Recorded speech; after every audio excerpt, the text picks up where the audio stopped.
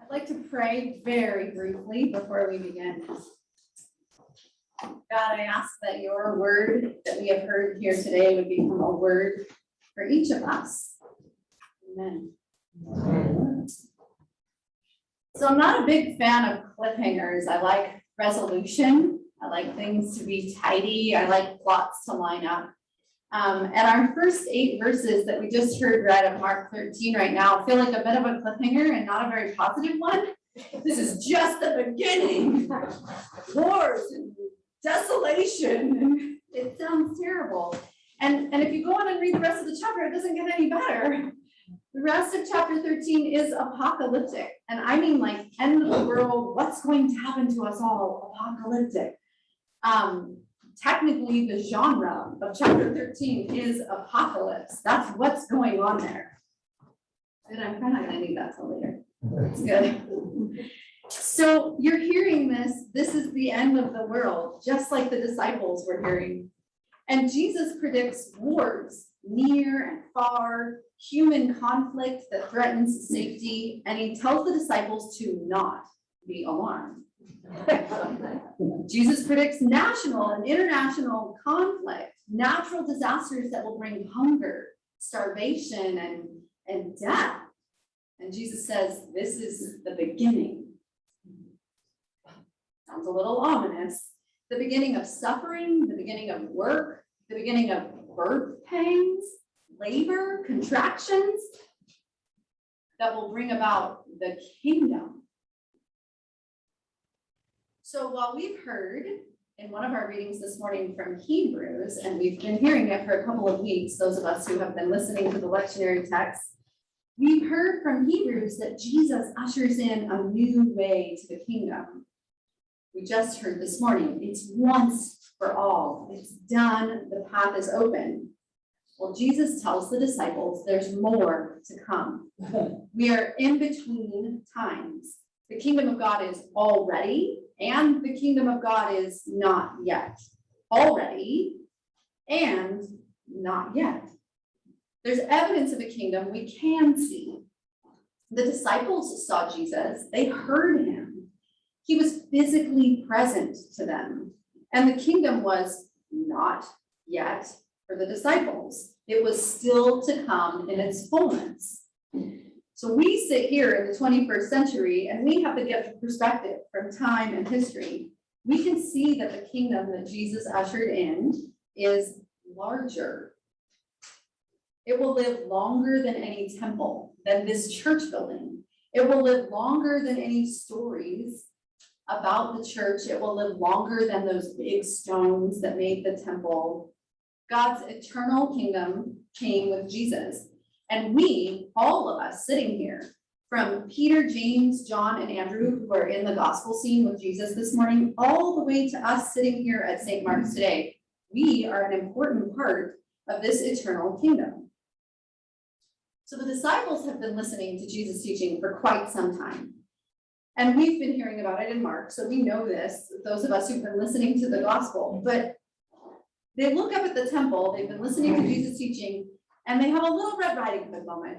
My, what big stones! My, what large buildings! And we laugh, but it's yet another example of the disciples not quite getting it. The kingdom is larger than they can see. The disciples are very human. They have seen and not understood over and over again. And Jesus' teaching, both with them and all his audience, has been to describe the character of the kingdom. And yet, even right after some really powerful parables of the kingdom, one of the disciples is more excited about architecture than about Jesus' teaching. I imagine Jesus' rhetorical question at that moment delivered in a slightly irritated teacher tone, right? Do you see these great buildings? Well, they're all going down. Every last stone, nothing will be left.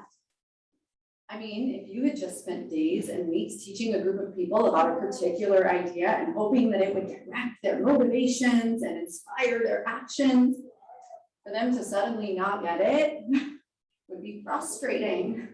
I've had that happen in a classroom where the perfectly designed unit, this beautiful deep examination of literature and theme, comes to fruition in that one student with that one question that makes it clear they don't get it. There's a gap in their understanding. It happens. Human perspective is limited. We can only understand what we can see, and sometimes even that is superficial understanding.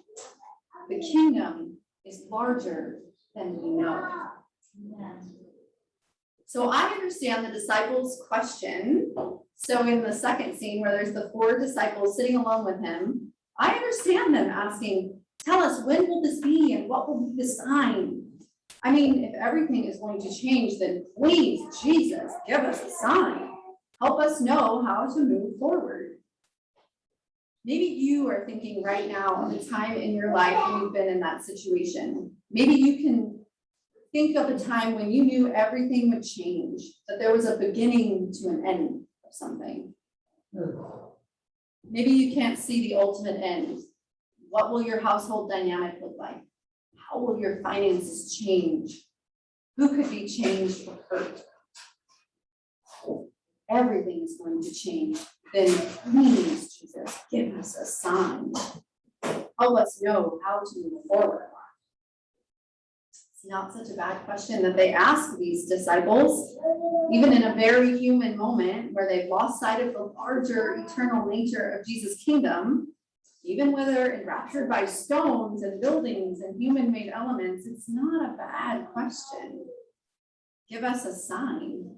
We share that position with the disciples. We are in a position of waiting for Christ to return, and we still don't know the hour. Just as Jesus himself said, he didn't know the day or the hour. Of course, in their very human state, the disciples would like a sign. Wouldn't we all like a sign of when our misery will end, of when our uncertainty will end? Even knowing what to look for as a sign that relief is coming would be welcome. But that's not what Jesus offers them. He tells them only that it is larger and more than they know. So let's pivot to Hannah, who is also at the temple twice in our readings today. What you heard today is actually chronologically flipped.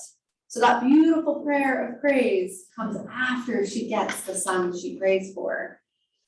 And she travels to the temple regularly with her household. Elkanah, her husband, is a Levite. He's from the tribe where the priests come from. And so they regularly make offerings and they worship together. And Hannah is childless and made miserable by the second wife, who is less beloved, but has way more children, more than Hannah's none. So while they're at the temple, Hannah prays to God. And she doesn't whine about her lack of children. She doesn't seek revenge on Peninnah. This is a prayer that we hear in the second reading today. She goes to God and she prays to God in the temple. She even asks God specifically for what she wants. And she has been someone who worships regularly. She's part of a religious community. She's been part of ceremonies and offerings and sacrifices. And she prays to God. And her prayer comes from someone who knows God's presence and believes God hears and interacts with his people. She says, look on your servant. Remember me. Give me a son and I will set him before you. And later, after conceiving and bearing that son and raising him to the age of weaning, Hannah returns to the temple to offer Samuel as a servant to God.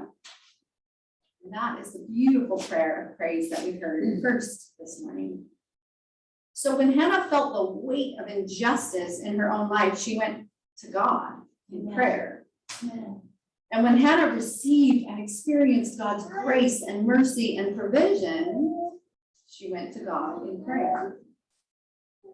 Maybe you have been desperate like Hannah, living a life where misery wears you down. Maybe you try each morning to see the good, to cultivate gratitude at the end of the day, and still the weight of your situation is a burden.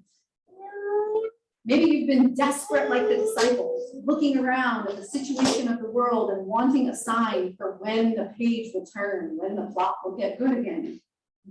Maybe you hear the words of Jesus and you hear hope in the justice of God, but you also have big questions about when it will come and why it's not here yet. The eternal kingdom is here already in Jesus, and it is coming. The fullness of the kingdom, the day and the hour, which no one, not even Jesus himself, knew. It's coming. And the signs we will see are the beginning of these birth pangs. The way we will know the signs will be suffering and injustice. It will be painful. It is painful. We are between Jesus' comings. He was resurrected and he's coming again. We endure pain and suffering. We are in situations where we are desperate, fearful, uncertain, and we would love a sign. We want to know what to look for that points to God's eternal kingdom.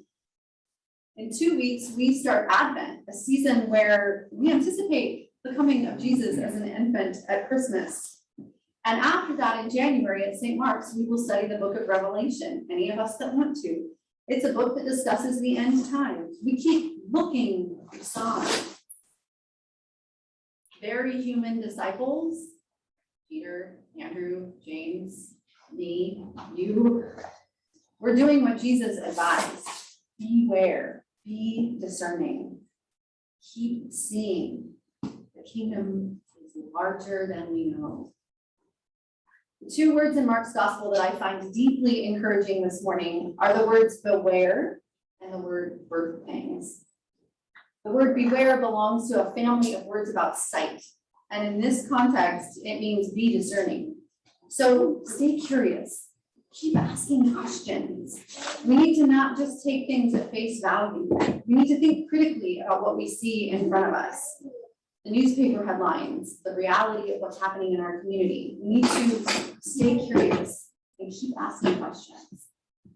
Jesus tells the disciples to beware other people or alternate paths to the kingdom of God.